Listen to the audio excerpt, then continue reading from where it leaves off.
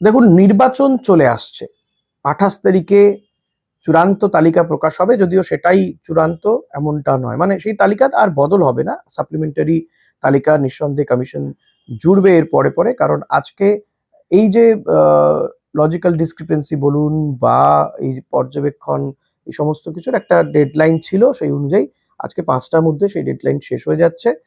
আরো বেশ কিছু নথি নিঃসন্দেহে দেখা হবে, বিচার বিভাগীয় আধিকারিকদের হাতে রয়েছে, তারা এই কাজটা চালিয়ে যাবেন, তাদের কিন্তু কাজ শেষ হয়ে যাচ্ছে না।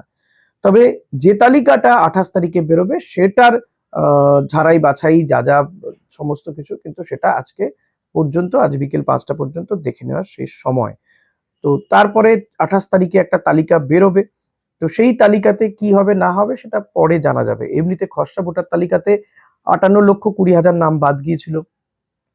এই তালিকাতে কত নাম বাদ যায় সেটা একটা বড় বিষয়। মমতা বন্দ্যোপাধ্যায় বলছেন যে ১,২০,০০,০০০ নাম বাদ যেতে চলেছে। মমতা বন্দ্যোপাধ্যায় গতকালই ভবানীপুরে এই আশঙ্কা করেছে। ভবানীপুরে একটি মন্দিরে উদ্বোধন করেছেন, বেশ কিছু উন্নয়নমূলক প্রকল্পের উদ্বোধন করেছেন। তারপরেই তিনি বলেছেন, তার বক্তব্য কিন্তু খুব গুরুত্বপূর্ণ। তিনি বলছেন যে তিনি কোন দল করেন, কাদের ভোটার বাদ যাচ্ছে, এটা আমার কাছে কোনো গুরুত্বপূর্ণ নয়। সে বিজেপি করে কি তৃণমূল করে কি সিপিএম করে কি কংগ্রেস করে, ভোটার যোগ্য বৈধ ভোটারের নাম বাদ কেন যাবে? কমিশনকে এই নিয়ে তোপ দেখেছেন তিনি। পাশাপাশি তিনি বলেছেন যে হিন্দু, মুসলিম, জৈন, শিখ, ইসাই সে যাই হোক, তাদের বাদ যাওয়া চলবে না। কিন্তু আশঙ্কা প্রকাশ করছেন যে ১,২০,০০,০০০ নাম বাদ যাবে। এই ১,২০,০০,০০০ নাম বাদ যাওয়ার কথা তো শুভেন্দু অধিকারী, শান্তনু ঠাকুররা বলেছিলেন। সেই সুরই মমতা বন্দ্যোপাধ্যায় গলায়। কিন্তু মমতা বন্দ্যোপাধ্যায় তারা ডেফিনিট করেছিলেন যে বাদ যাবেই, বাদ যাবেই। মমতা বন্দ্যোপাধ্যায় আশঙ্কা প্রকাশ করছেন আর বলতে চাইছেন আসলে। আচ্ছা, কি বলছেন একবার মমতা বন্দ্যোপাধ্যায় কি বলছেন সেটা শুনে নিন। 14th हो जाने का बाद भी as per supreme court rules ये लोगों ने छुपा छुपा के, छुपा रुस्तम लोगों ने 1,20,00,000 लोगों को नाम उतार दिया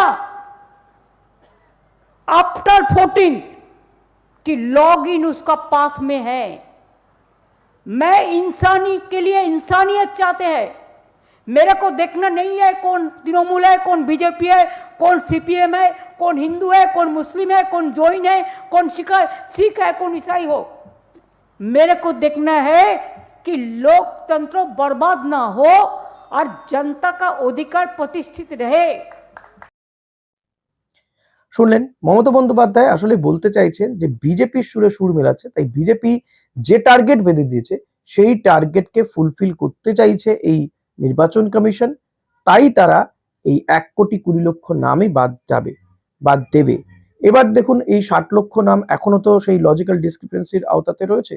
সেগুলো থেকে আগামী দিনে আরো কত নাম যুক্ত হবে, কারণ নমিনেশনের লাস্ট ডে পর্যন্ত কিন্তু নাম যুক্ত করার একটা সময়সীমা দেওয়া হয়েছে।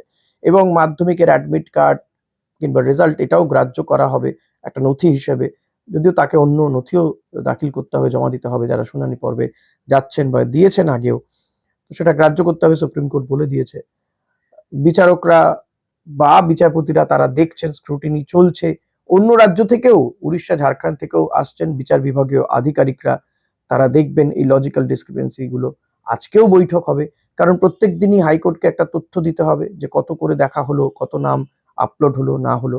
তো আজকেও কমিশন এবং হাইকোর্ট, তাদের যারা এই টিমটা তৈরি করেছেন তাদের সবার মধ্যে একটা বৈঠক হবে। পুলিশ প্রশাসন, নির্বাচন কমিশনের সিইও মানে যিনি রয়েছেন মনোজ আগরওয়াল, তিনি থাকবেন। পুলিশ আধিকারিকরা মানে ডিএমরা থাকবেন, হয়তো ভার্চুয়ালি তারাও যুক্ত হবেন। সবাইকে নিয়ে একটা বৈঠক হচ্ছে, বৈঠক হবেও, আজকেও বৈঠক হবে। তো এই যে আশঙ্কা না, এই আশঙ্কাটা অমূলক নয়। হয়তো এমনটাই দেখা গেল যে আপনার নামটা হয়তো ভোট দেওয়ার সময় চলে এলো, মনোনয়ন দেওয়াও হয়ে গেল, দিনও শেষ হয়ে গেল, কিন্তু আপনি ভোট দিতে পারলেন না। খসড়া তালিকাতেও আপনার নাম ছিল না। আপনাকে আশ্বাস দিয়ে এসেছিল রাজনৈতিক দলগুলো যে নাম থাকবে থাকবে থাকবে থাকবে করে, বাট দিনের শেষে দেখা গেল যে নামটা থাকলো না। আপনি এতগুলো বছর ধরে ভোট দিতে আসছিলেন, ভোট দিতে পারলেন না। একটা উদ্বেগ, উৎকণ্ঠা তো তৈরি হবে। প্রত্যেকটা মানুষই চায় যে তারা তাদের দেশের নির্বাচনে অংশগ্রহণ করতে। নির্বাচনে অংশগ্রহণ মানে তার কাছে অনেকটা গুরুত্বপূর্ণ, সমস্ত দিক থেকে সরকারি কাগজপত্র, ডকুমেন্টস, অনেক কিছুর ব্যাপার থাকে। তো মমতা বন্দ্যোপাধ্যায় এই আশঙ্কা করছেন যে বহু মানুষ হয়তো বৈধ হয়েও তারা ভোটটা দিতে পারবেন না। আশঙ্কা তৈরি হবে, উদ্বেগ তৈরি হবে। তাতে না আবার অন্য কিছু ঘটনা ঘটে, আশঙ্কা করছেন মমতা বন্দ্যোপাধ্যায় সেটা। তাই তিনি সাবধানও করছেন যে এমন কোনো সিদ্ধান্ত নেবেন না যে এটাই শেষ নয়, নাম নথিভুক্ত হতেই থাকবে, আগামী দিনে অভিযোগ করারও জায়গা থাকবে, আপনি হাইকোর্টে গিয়ে অভিযোগ করতে পারবেন যদি আপনার নামটা না থাকে। ফলত হয়তো এবার ভোটটা আপনি দিতে পারবেন না, এরকম কিন্তু অনেকের ক্ষেত্রেই হতে পারে। যারা দেখছেন ভিডিও তাদেরকে আমি মানে তাদেরকে বলবো এটাই যে এটা দেখে কিন্তু ফাইনাল রুল 28 তারিখে বেরোচ্ছে, তারপরেও আরো সাপ্লিমেন্টারি বেরোবে। তো সবগুলোর উপরে নজর রাখতে হবে। দিনের শেষে যদি দেখা যায় এন্ড অফ দ্য ডে আপনার তালিকাতে আপনার নাম নেই, তাতেও আতঙ্কিত হবেন না, আপনি আবেদন করতে পারবেন পরেও। ঠিক আছে, হয়তো 24-এর নির্বাচনে আপনি পার্টিসিপেট করতে পারলেন না, এটা তো অনেকেই চাইছে যাতে কম সংখ্যক মানুষ ভোট দিতে পারে। তো বিশেষ করে ভারতীয় জনতা পার্টি হয়তো চাইছে তারা এরকম, যদিও তারা মুখে বলছে যে তারাও চাইছেন যে একজনও বৈধ ভোটার যেন বাদ না যায়। এখন বিচার বিভাগের হাতে রয়েছে যে লজিক্যাল ডিসক্রিপেন্সির নাম করে যেন কোনো নাম বাদ না দেওয়া হয়, সেটা তারা দেখছেন, তারা দেখবেন। তবে এটাও ঠিক, গ্রামেগঞ্জে অনেকেই প্রপার ডকুমেন্টস দিচ্ছেন না বলেও খবর পাওয়া যাচ্ছে। এর মধ্যে আরেকটা মানে খবরও পাচ্ছি, যেটা যে বিজেপি তো তারা ঝাঁপিয়ে পড়ছে, তারা রথ বার করবে এই 1 তারিখ এবং 2 তারিখ। মার্চের 1 তারিখে একাধিক গুরুত্বপূর্ণ বিষয় রয়েছে, সুপার সানডে বলা যেতে পারে মার্চের 1 তারিখকে। কারণ এই 1 তারিখে রাজ্যে আসবে সেন্ট্রাল ফোর্স, 240 কোম্পানি কেন্দ্রীয় বাহিনী আসছে, তারা কোথায় কোথায় তাদেরকে ডিপ্লয় করা হবে সেটা একটা গুরুত্বপূর্ণ বিষয়। এই 1 তারিখেই আপনি দেখতে পারবেন, যদি 28 তারিখে তালিকা বেরোয় তাহলে 1 তারিখ থেকে মোটামুটি শোরগোল শুরু হবে, এর নাম নেই, ওর নাম নেই, অমুক জেলায় এত নাম বাদ গিয়েছে, এগুলো শুরু হবে। এই 1 তারিখেই ইডেন গার্ডেন্সে ম্যাচ রয়েছে, ইন্ডিয়া টিমের ম্যাচ রয়েছে ওয়েস্ট ইন্ডিজের বিরুদ্ধে, গুরুত্বপূর্ণ দিন। এই 1 তারিখে বেশ কিছু পরীক্ষা রয়েছে বলে জানা যাচ্ছে, যে কারণে নির্বাচন কমিশনের ফুল বেঞ্চের আসার কথা ছিল, সেটা হচ্ছে না। 1 তারিখে বিজেপি রথ বার করবে, রাজ্যের 5টা জায়গা থেকে রথ বার করবে তারা। কোচবিহার রয়েছে, নদিয়া, ওইদিকে দক্ষিণ 24 পরগনা, পূর্ব মেদিনীপুর, এরকম 5টা জায়গা থেকে রথ বার করবে ভারতীয় জনতা পার্টি। আর এই রথগুলোতে কিন্তু কেন্দ্রীয় নেতারা থাকবেন, অমিত শাহ, জেপি নাড্ডা, তারপরে নীতিন নবীন, যিনি বিজেপির সদ্যই সর্বভারতীয় সভাপতি হচ্ছে, তিনি থাকবেন, শিবরাজ সিং চৌহান থাকবেন, সন্দেশখালী থেকেও একটা রথ বেরোবে, এদিকে হাসন থেকে একটা রথ বেরোবে পরের দিন, ইসলামপুরের।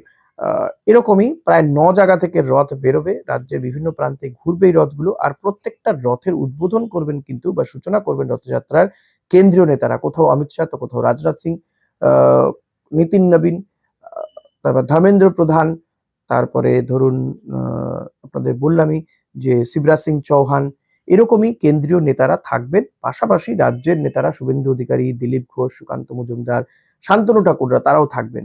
ফলত সব দিক থেকে একটা ঝাঁপিয়ে পড়ার তাদের চেষ্টা, এবং তারা দেখাতে চাইছে যে বিজেপি একবারে এবারে চলেই এসছে, 26-এর নির্বাচনে বিজেপি চলেই আসছে, আর কোনো বাকি নেই, হই হই রই রই একটা ব্যাপার, এবং হাওয়া বা ধোঁয়া তোলার একটা চেষ্টা। তারপরে 15ই মার্চে গিয়ে প্রধানমন্ত্রী নরেন্দ্র মোদী ব্রিগেডের সভায় বক্তব্য রাখবেন। সব মিলিয়ে কিন্তু বলা যাচ্ছে যে নির্বাচনী উত্তাপ কিন্তু বাড়তে চলেছে, এবং আর 2 দিন পরে এই উত্তাপ একেবারে ভিন্ন মাত্রায় পৌঁছবে। সানডে, মানে কামিং সানডে তো একেবারে সুপার সানডে বলাই যেতে পারে। সেদিন কত কি যে হবে, কি কি হবে তারপর থেকে আপনি জানেন না। 1 তারিখ 2 তারিখ এরা রথ বার করবে, তবে তৃণমূল তারাও কিন্তু পিছিয়ে থাকবে না, তারাও নানান রকম কৌশল নিচ্ছে, প্রচার করবে। মমতা বন্দ্যোপাধ্যায় তিনিও প্রচারে বেরোবেন।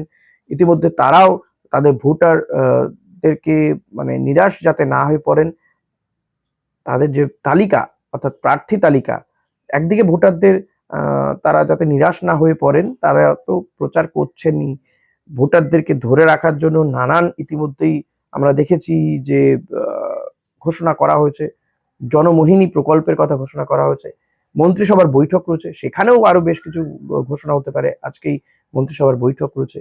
সব মিলিয়ে কিন্তু রাজ্য রাজনীতি একেবারে তোলপাড় হতে চলেছে বলা যেতে পারে এই 26-এর নির্বাচনকে কেন্দ্র করে। তাই আপনাদের প্রত্যেককে বলবো সাবধানে থাকবেন, সুস্থ থাকুন, এবং চোখ কান নাক খোলা রাখুন।